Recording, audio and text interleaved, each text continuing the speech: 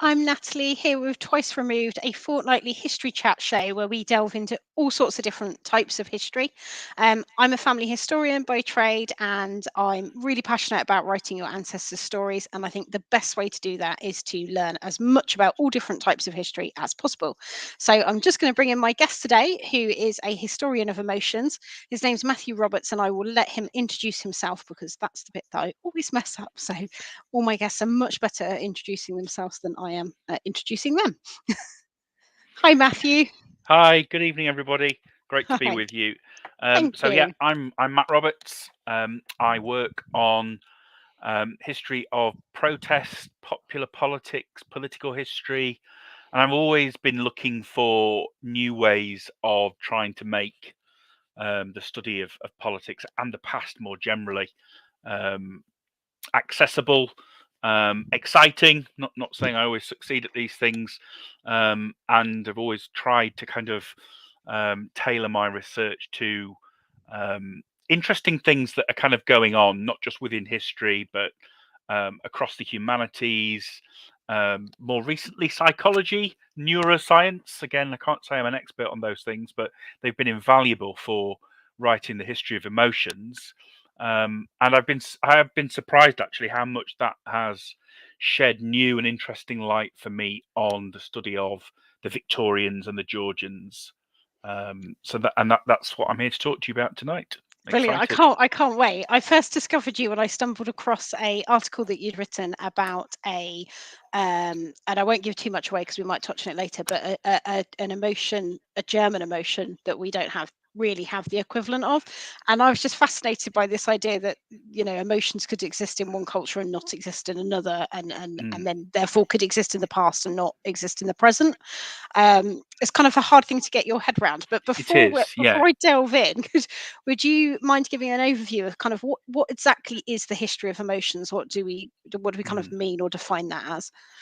So I think actually the point you just made there is a really important starting point, that emotions are culturally and temporally specific. And what we mean by that is that some cultures have one way of expressing feelings, they have different words for feelings, they sometimes, by definition, have different emotions if we don't have words for them. And it's just this idea, really, that something that we think is a constant, emotions are part of being human. In actual fact, when you delve into it, and this was the big surprise for me actually, because I remember starting this and thinking, surely anger is the same now as it was 100 years ago, 200 years ago, or across the globe. But in actual fact, that's not really the case. So emotions have a history, in the sense that they've changed and what cultures prioritize. And I think the other thing I would really emphasize that history of emotions is about, to me, is looking at what I'd call feeling rules. So in any given society, in any given political culture, whatever you want to call it, there are sets of feeling rules about what is acceptable, Okay. what kind of emotions you should display or not. Um, One of the big fictions, I would say, bringing this to sort of the areas I've been working on, one of the big fictions of modern politics, it seems to me, is this idea that politics is an arena of reason and emotions have no place in that, or at least they ought not to. And there's always a kind of outrage and emotion if someone displays the wrong kind of emotions in a kind of political culture, and it's that sort of thing that interested me, really, the way that emotions get politicized. So for a lot of the protesters that I look at, radicals, reformers, democratic campaigners, once I started looking at this from the lens of the history of emotions, it struck me just how much what they were campaigning for was a right to kind of express their feelings in some ways, or it was about saying, look, we have the full range of emotions just like you, the elite, and therefore we are just as capable of being citizens.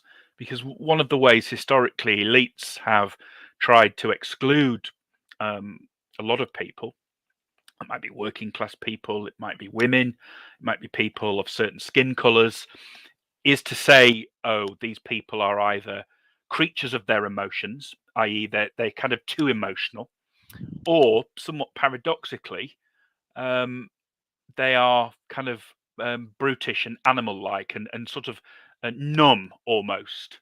And it just struck me again and again how all of these key moments in Britain's journey towards democracy, the Reform Acts, were often elite people standing up and saying, "Oh, well, these people don't have the right kinds of emotions, or they don't know how to kind of express themselves, or they're not rational." That's a favourite one, of course, and we all use that in our conversations, and we use that as a weapon against people. Oh, you're not being rational.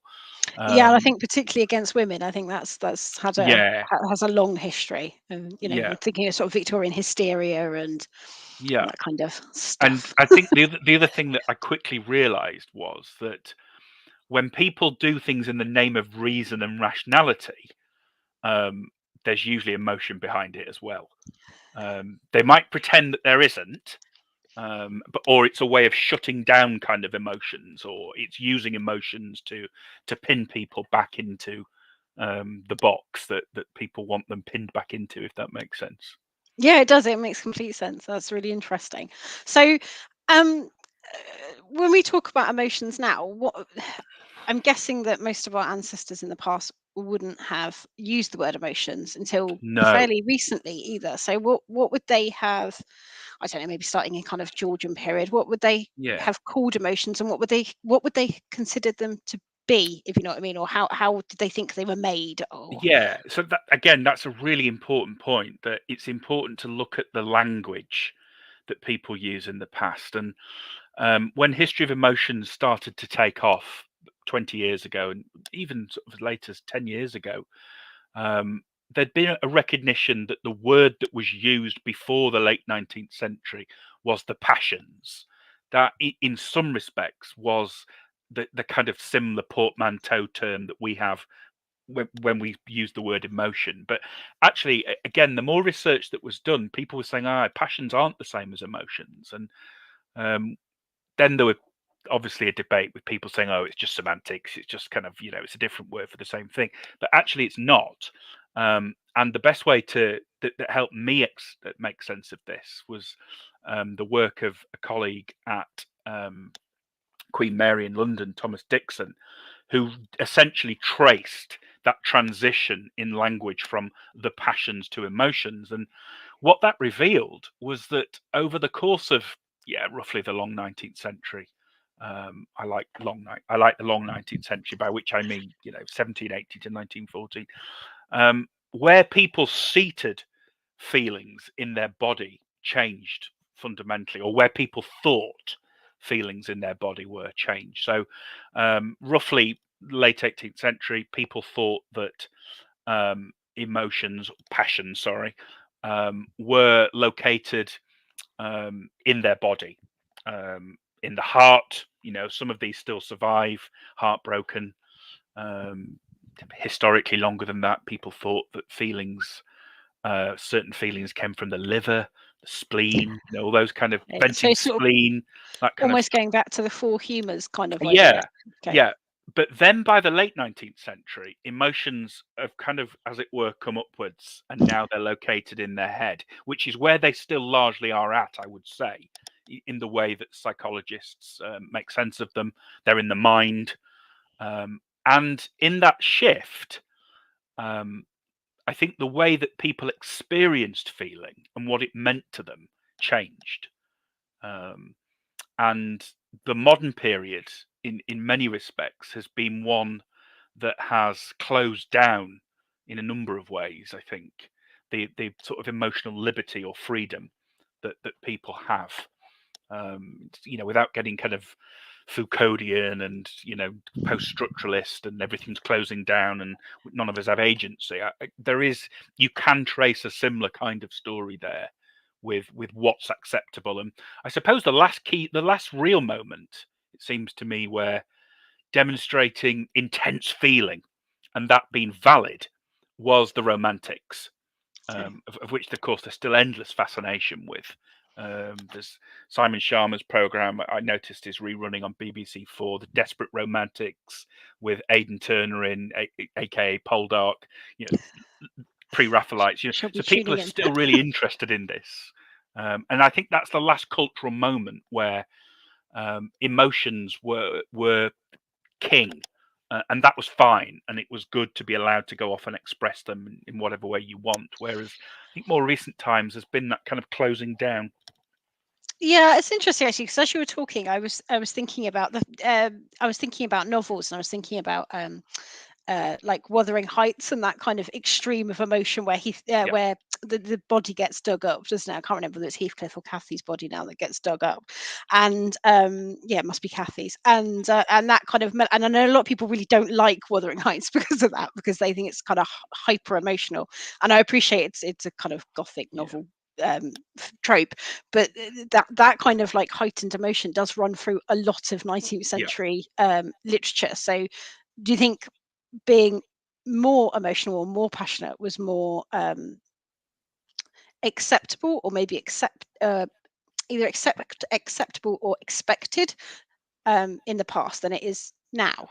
I think so. Yes. I mean, the Gothic, which you mentioned, which is one lens I use actually in the book, because that kind of genre emerges as part. It's a kind of a dark cousin of romanticism, isn't it? The Gothic, but it is that exploration of intense feeling, as you say. But that in itself, of course, was a reaction to the perceived sterility of the Age of Reason and the Enlightenment, which was all about, in caricature terms, it was all about reason and rationality. And you start to get kind of key cultural figures, philosophers, novelists who react against that. Rousseau would be a good example. Continental terms of someone who'd been all about reason, and then he has this epiphany moment and kind of goes, actually, if we just focus on reason, as the Enlightenment does, then that is only a really narrow segment of what it means to be human. You could all end up as Um, Daleks. yeah, yeah, exactly. And Cybermen. there's some discussions in the 19th century about automata, Mm, and obviously that has run and run into some pretty dark places. Thinking of yeah. recesses of the internet and things, but yeah, that is a real kind of concern. It's in Frankenstein. What happens if we're just machines? Is that the Yeah, kind of I was thinking of is that Hoffman's that's The Sandman, yeah, which is yeah, loving machine, isn't it? It's yeah, that fear. yeah. That's really But interesting. just at the moment where I think there is more openness to, oh yeah, great, let's recognize feeling and let's give that free rein. You then start to get major upsets like the French Revolution, which is seen as this is what happens when feelings are unleashed and run amok, and that's bad. Um, and I think that's the beginning there of some of those stereotypes we have of the 19th century of sober men dressed in black, serious. Um, so these things go in cycles. So I would probably qualify to some extent what I said about, oh, we've gone from emotional freedom, yay, to, they do very much go in cycles. And it's part of those feeling rules that I mentioned. So some cultures value certain emotions. I think if people are still struggling, as I did for a long time, with this idea that emotions are culturally specific, there's been some great research done where there's a series of images of faces, and you have to kind of say what emotion is being expressed, and you very quickly then get into the fact that what we might see as a smile in our culture means something completely different in another. So the way that the body um, expresses emotion, if you like, is also very different. And yeah, as you say, I mean, some historians have said, oh, we've lost certain emotions, and one of the ones they talk a lot about is something called acedia, which is a Greek term and kind of means listlessness, lethargy, kind of uninterestedness, sloth. But of course, when you start doing those um, synonyms, you kind of think, well, we still do have those feelings now. But I think the point that's been made is that the value that was once placed on acedia in this case is no longer there, and other historians have said similar things about honor. So if you think about medievalism, honor, chivalry. So, I mean, again, you kind of think, well, there are people who still demonstrate honourable behaviour, but the kind of cultural prestige, if you like, that's put on that term is no longer as prominent as it once was. I mean, look these days, it's. I won't get too political with this, but I watched a certain documentary recently where a politician had resigned. This was about 20 years ago, and these days, I just thought, oh, how quaint! Someone actually kind of, for the honour and I had to resign, but now, no one bothers with that, and I think that illustrates that point that we no longer value honour as highly. Perhaps we value ambition more. Yeah, exactly. It's about getting on. And it's the emotions that come with that of, thrustingness and even I guess a certain kind of anger and determination and Yeah, yeah, it's an interesting thought. Definitely, my mind was going bananas there in the background, like a little hamster on a wheel. I was thinking of the Danish word. I can never say it. It's spelled HYGG. Is it Hugie? Huggy? Oh It's like yeah, I've heard of cozy, that. like. Yeah, But it doesn't really translate into English. But obviously it's a cultural thing. But there's an emotion attached to that, so I can kind of even in a modern day example see what you mean. yeah, So when we're talking about obviously you've mentioned about like the kind of the language changing. So does the history of emotions, I'm taking it, quite closely intersects with linguistics and psychology, yeah, kind of the big overlap? yeah. It does. It does. Well, I was going to say it does for me. It does for I would say there has been within history generally, there has been a move away from language and discourse, and I am not as comfortable with that because that I grew up at a time where it was postmodernism. You paid attention to language. There was a very fruitful dialogue between history and English literature, which I still kind of like to see preserved. But there has been a reaction to, oh God, is everything just about discourse and text? And the history of emotions, in part, it was a response to that. That a bit like what we were saying with the Enlightenment. I think a lot of scholars kind of thought there's more to this than just a tussle of words. What about feeling? But of course, again, well, okay, yeah, let's do feeling, but how do you access that without looking very closely at language? Yeah, I was just going to say, actually, what is the most difficult thing about looking at emotions in the past? Because surely in some ways you can only analyze emotions from the past by Yeah, relating them to your own emotions now. yeah, So I can imagine that's quite dangerous as well. So yeah, yeah. so sorry, I'm preempting your answer. No, What do you that, think are the that most kind of that's fine. difficult things? I think so. My Having said that, okay, things were different in the past. They had different emotions. I think it's perfectly fine as a starting point to kind of to put a label on what it is you're reading about. Okay, this is anger. This is depression. This is anxiety, but I think that has to be the beginning point rather than the end point, because the more you pursue it, the more you might kind of find it means something different. So, to give you a very concrete example, I was struck by how Chartists, democratic campaigners for rights for working class people in the 1830s and 40s, who make it into all the textbooks. They want things like universal manhood suffrage, etc. But God, they spend a lot of their time in print and talking to one another, being what I thought was angry. Oh my God, they're angry. And to some extent, before I got into history of emotions, I thought, oh well, that's just been part of the political left. People are always angry. But actually, I suddenly realised that when I looked very closely at where their anger was directed, actually meant a lot of other different things. So they were really angry towards someone who had once supported them but then betrayed them. So then you start and scratch beneath the surface. Think, okay, well this is about honor. This is about shame. This is about disgust. This is about rage, which is a more intense form of anger. And yeah, so it's that point of fine to begin with something that you think looks familiar, but if the sources allow, and that's a big caveat, obviously, then you've got to pursue it, and you've got to then think, okay, right, I need to do a bit of reading around here and think, what were the feeling rules at this time? What was acceptable and what wasn't? And I think really useful as well is the work that, I mean, history of emotions, I should say, is not limited to British history, and indeed a lot of the seminal foundational texts were from the histories of other countries, particularly French history.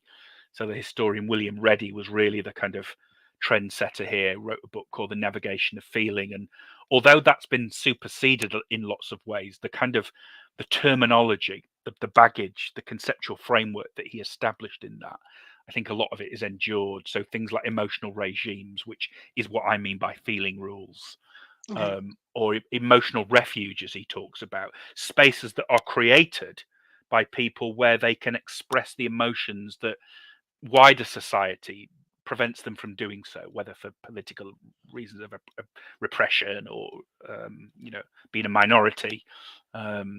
You think about the sort of the gay scene would be a more modern way, and that in the 1980s and 90s, and a lot of what sort of gets dismissed as camp, but that is partly about gay people creating that space where they can not just be comfortable with their sexuality, but can also be comfortable expressing the kinds of feelings that they want as well.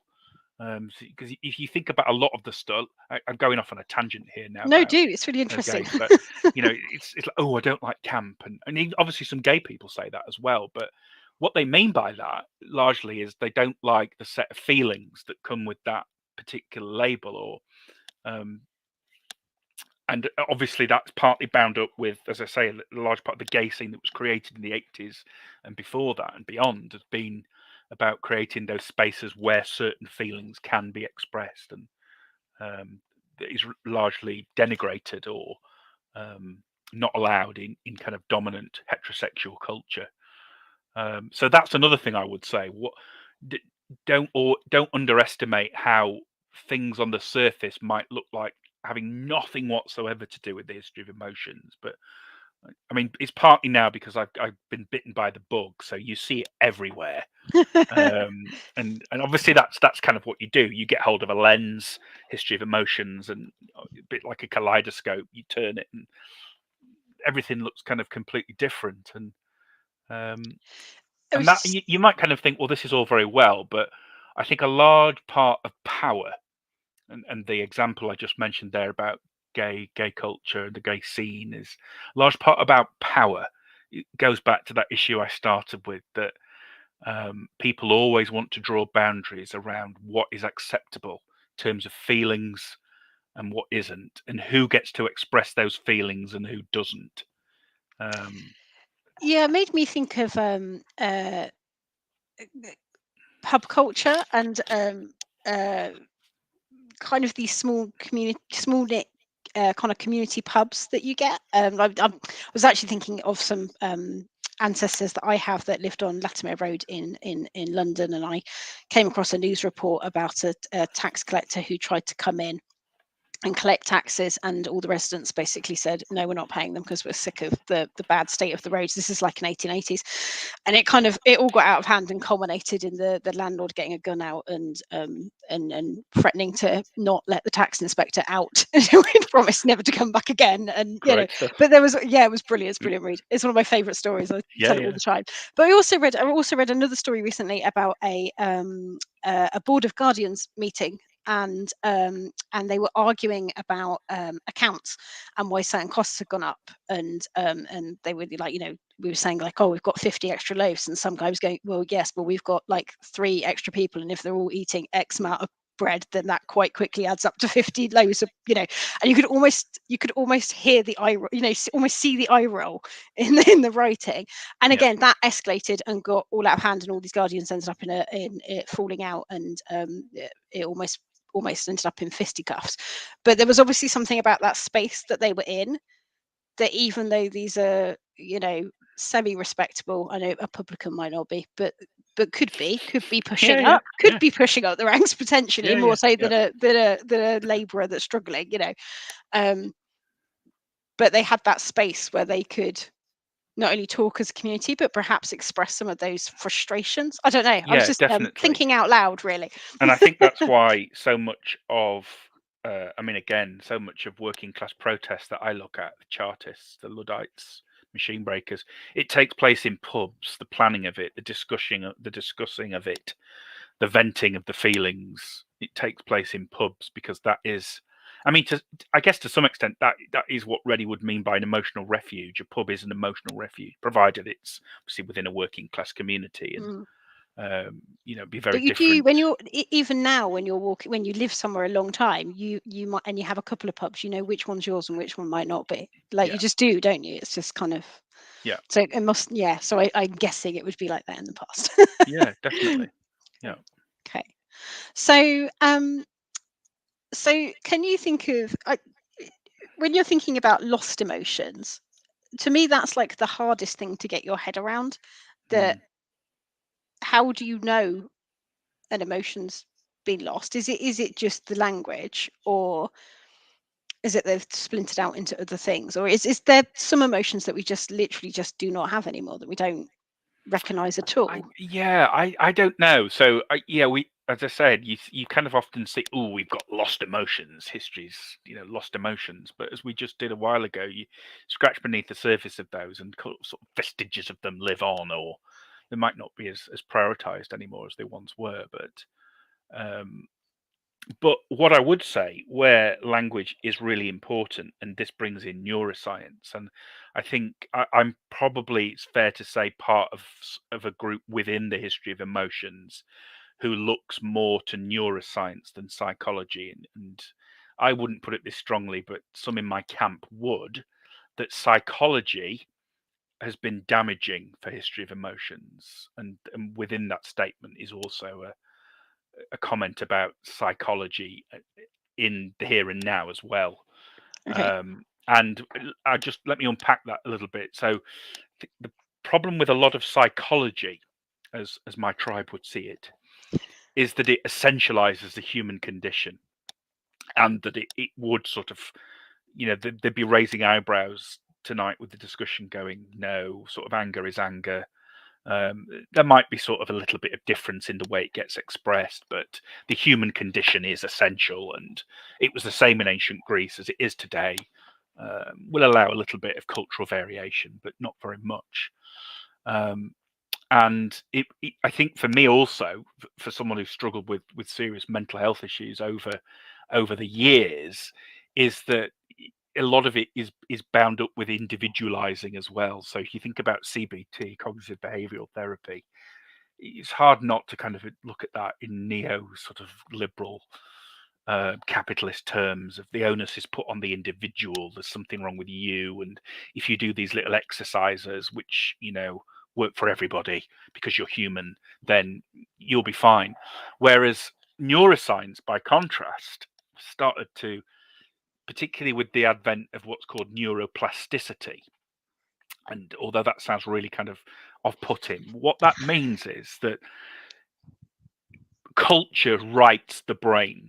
So when we talk about things like feeling rules and the use of particular words, when people engage in those things and do it habitually, it actually starts to change the way the brain works. So in other words, culture rewrites your brain. That's a Um, fascinating idea.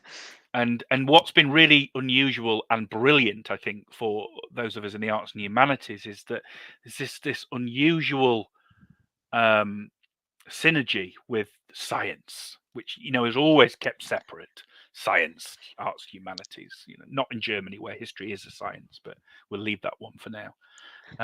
But yeah, so this idea that culture rewrites the brain, and that you do something. I mean, we know this. You think, oh yeah, of course. If you do something repetitively, new kind of neural pathways form, and it sort of starts to condition your behavior.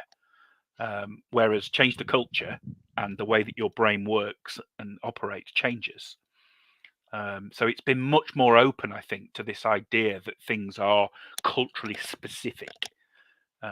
and it's nice to have that, I guess, validated by science, pretty high level science, but certainly much of which I don't understand, and I kind of pick it up by other people who really have done wonders at trying to almost retrain themselves as neuroscientists as well as being historians. But I don't have those pathways in my brain, and no amount of culture will change that, I think. But That does yeah, bring to mind your German example, actually, which I think is a really good example. If you wouldn't mind explaining it, it was I read it as like a fatigue of history, like a fatigue at looking at history. acedia. No, yeah, I can't remember what the word was. I remember reading your article, and it was about a emotion that has a name in Germany but doesn't have a name, like doesn't have an equivalent here. And I Oh, think it like was, Wunderlust or something. Yeah, yeah, there not was that, Wanderlust, but but I think it yeah, was, yeah, and I think it was about a kind of a fatigue of looking back, a fatigue of looking at history, which I thought was yeah. really interesting. I've forgotten what I've written now. I've just thrown you, haven't I? Yeah. I'm going to get kind of distracted if You I have to start read going it. into my files No, now and no, try and don't go find. into But your yeah, files. It's fine. It's fine. I yeah, can move on. We can come back to it. I can come back to it in my notes. I'll link to the article and remind you. yeah, Okay. So we talked about lost emotions. What about new emotions then? Because obviously our culture has changed a lot yeah, in the time. Does that mean we've got potentially got new emotions that we could be at risk of imposing upon the past? yeah. I'd not really thought about it from that direction. Um, but yeah, I mean, there's always the problem with. So one of the real tensions with being a historian, whether you're a family historian or academic historian, doesn't matter. That is always this sort of. I think it's part of the human condition to immediately look for the similarities. And that's a key building block about how we interpret the past, isn't it? Similarities and differences, change and continuity. Um, but you have to be careful that we don't. It's the dangers of presentism, I guess it used to be called. We read the past in light of the present, and it's one of those things that trotted out, much like that. Those awful answers about, "Oh, why do you study history? Oh, so we don't repeat the same mistakes of the past." That's not true. People repeat the same mistakes all the time. It doesn't invalidate the study of history; it just invalidates that as the only reason Yeah, given sure. for looking at the past. But yeah, it's like what I said with the language. There's nothing wrong with sort of that similarity, but yeah, I guess one of my pet peeves as a historian is, and a lot of TV history does this, is to go, ooh, they were just like us. Victorians were just like us. The Georgians were just like us. The ancient Greeks were just like us, and that's not true. I know why that's done. We all know why that's done. It's that hook. How do you get somebody interested? Um, and as a starting point of departure, that's fine, provided it's not the end destination, as I say, that it's the beginning then of you looking at the past. And I think, yeah, it's really nice to kind of to talk to a whole different range of historians, family historians that I don't kind of talk to as much as I once did, because it's been 2 years since I've been in an archive.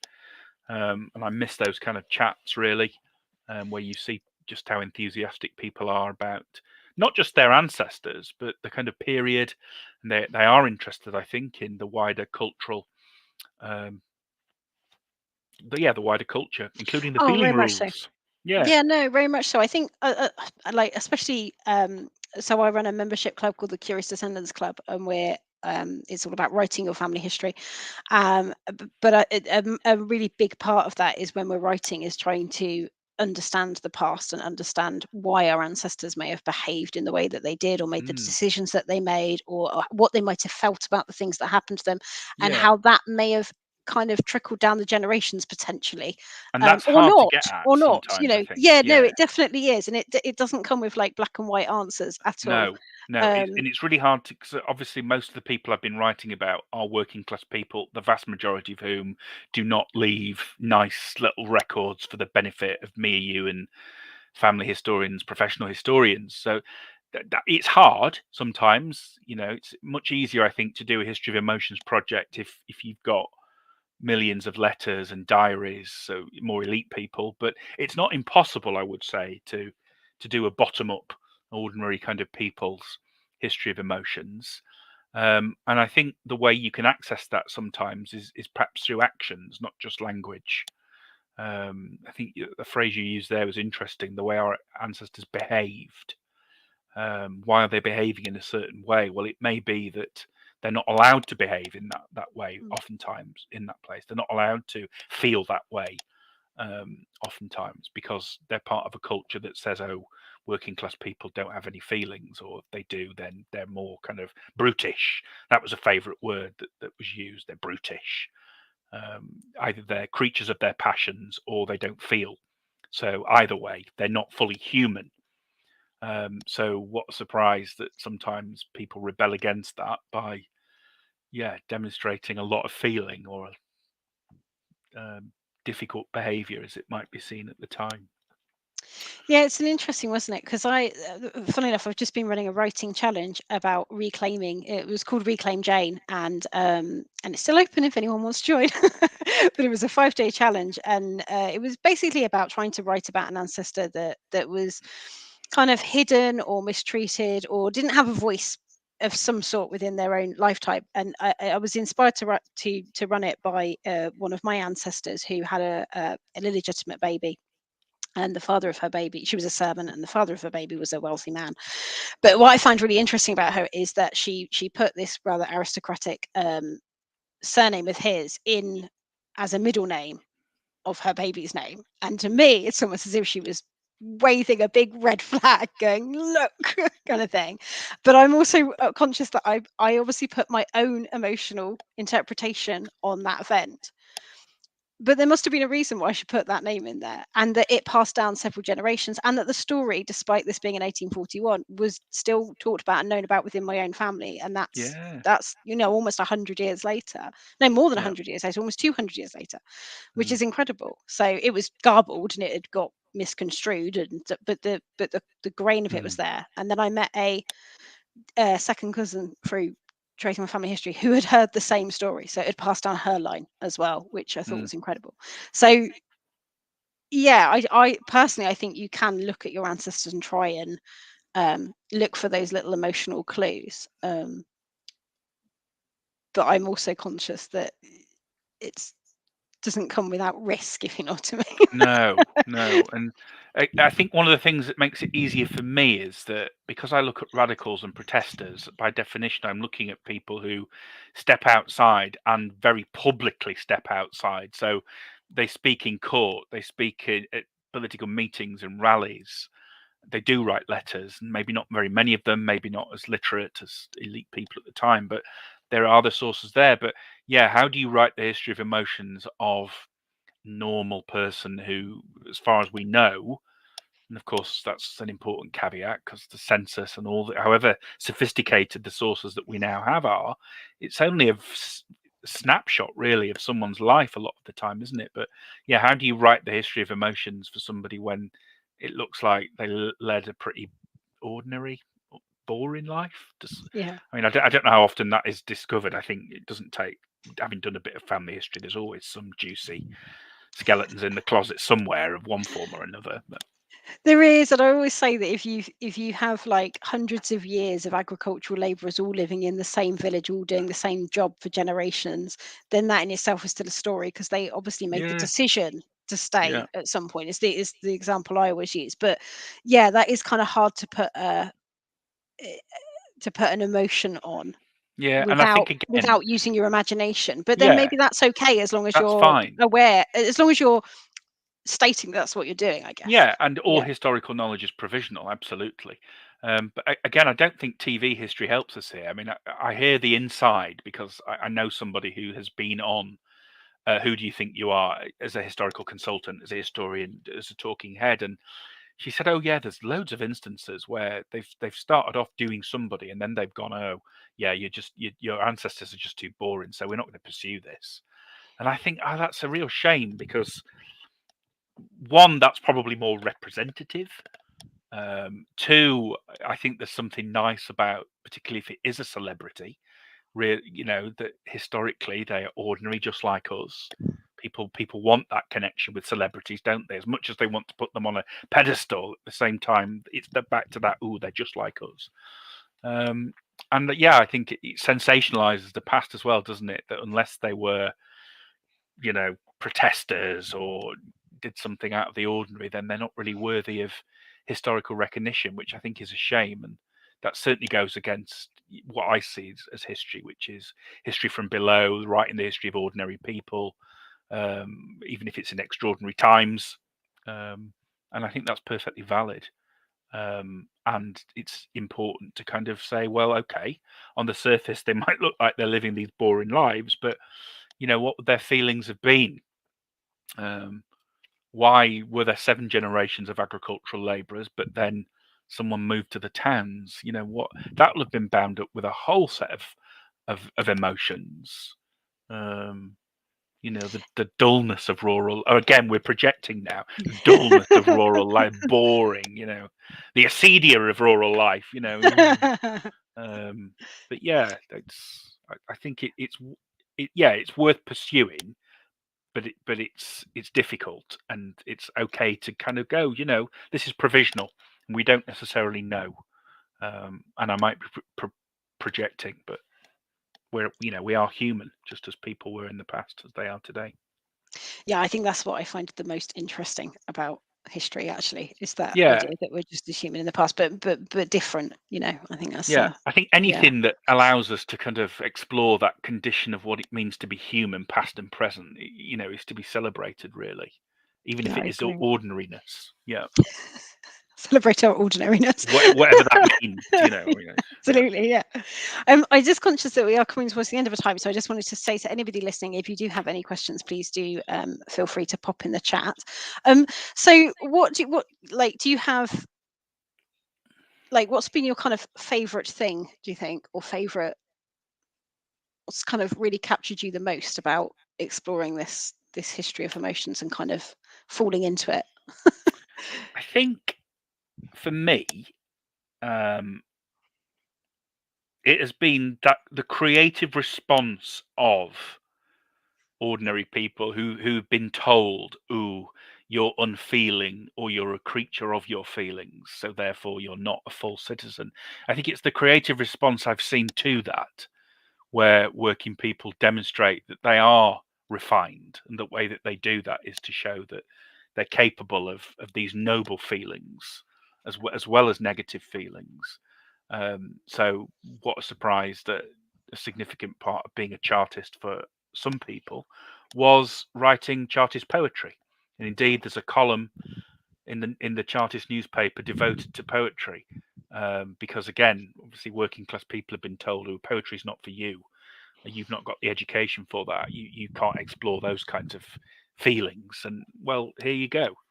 Might not be brilliant poetry, whatever that means, those cultural kind of standards. But so yeah, it's that creative response that has really kind of captured my mind, and yeah, I think some of them really do go for it, and it's the characters that have really gone for it in terms of, I'm just going to give my emotions free rein here, or what appears to be free rein.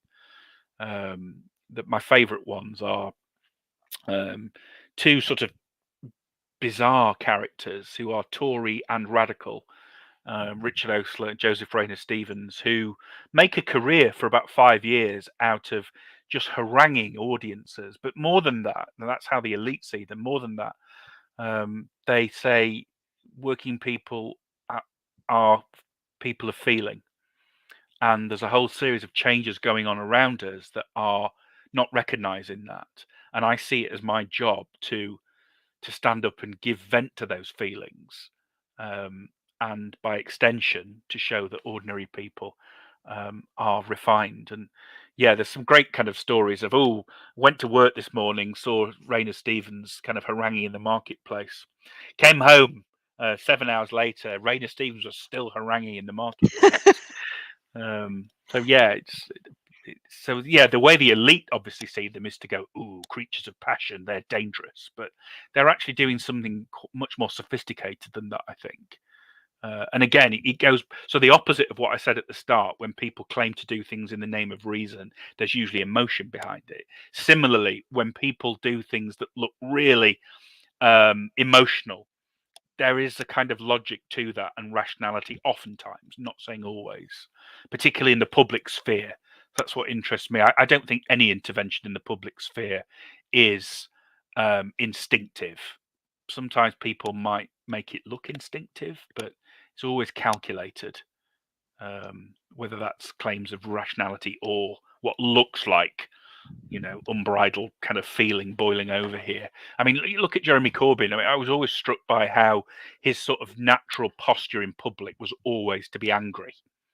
Now, I'm not saying that was disingenuous of him. I think he probably was generally angry. That was a large part of his politics. But no one would say, well, apart from his political enemies, that this was just a sort of tirade of passion that was coming out. It was a carefully crafted, reasoned feeling, if that makes sense. Yeah, that's a really interesting point, actually. That that people could be not necessarily putting on their emotions, but tapping into one of them deliberately to create a persona for a particular reason, or to emphasize something. Yeah, even if it's just charisma, Yeah. So I had a question, then it just popped out of my head. So when you're talking about the long 19th century, what can you give any examples of what the kind of acceptable emotions were? So we've talked a lot about kind of nobility firstly, and honor, and it depends who you are. okay. I think you can get away with a lot more if you are an elite person. Well, let's qualify that further. If you're an elite man, you can get away with a lot more, and you can also be more judgmental about others. You're irrational, that kind of thing. But yeah, I think it probably does also depend when you're talking about. So in the probably first 30 or 40 years of the 19th century, there's a lot of emotion around. Romanticism is at its peak, not just within in the arts. Thinking back to that brilliant essay by Isaiah Berlin, where he says the thing about Romanticism is this was one of the few moments in history where art exercised a tyranny over everything. So intense feelings were everywhere. Politics, society, literature, yes, but beyond that. But then, you fast forward to the mid 19th century when there's a reaction to all of this, and it's back to those cycles again. And a large part of being a citizen by the mid-Victorian period was exercising restraint. There's a real emphasis put on restraint, and that includes checking your feelings.